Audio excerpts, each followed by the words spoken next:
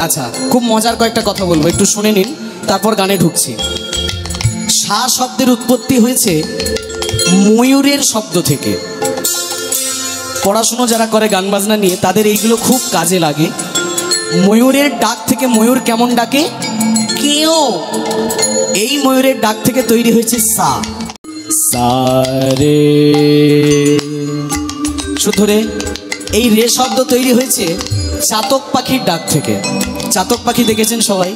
চাতক পাখির শব্দ থেকে রে শব্দ। সা রে গা। গা শব্দের উৎপত্তি হয়েছে বাছুরের ডাক থেকে। বাছুর, ছোট্ট সদ্যজাত বাছুর যেমন ডাকে, বাছুরের শব্দ থেকে গা। সা রে গা মা। মা শব্দের উৎপত্তি হয়েছে বকের ডাক থেকে। বকের ডাক থেকে মা। সা রে গা মা পা। পা শব্দের উৎপত্তি হয়েছে কোকিলের ডাক থেকে। কোকিল কেমন ডাকে? কুহু। কুহু সুরে কোকিল ডাকে, পঞ্চম সুরে, ওই জন্য পা মানে পঞ্চম। সা রে গা মা পা ধা। তাহলে ধা শব্দের উৎপত্তি মানে ধৈবত শব্দের উৎপত্তি হয়েছে ব্যাঙের ডাক থেকে। ব্যাঙের ঘ্যাঙর ঘ্যাঙর ডাক থেকে ধা শব্দের উৎপত্তি। সা রে গা মা পা ধা নি। শুধু নি। নি শব্দের উৎপত্তি হয়েছে হাতির ডাক থেকে।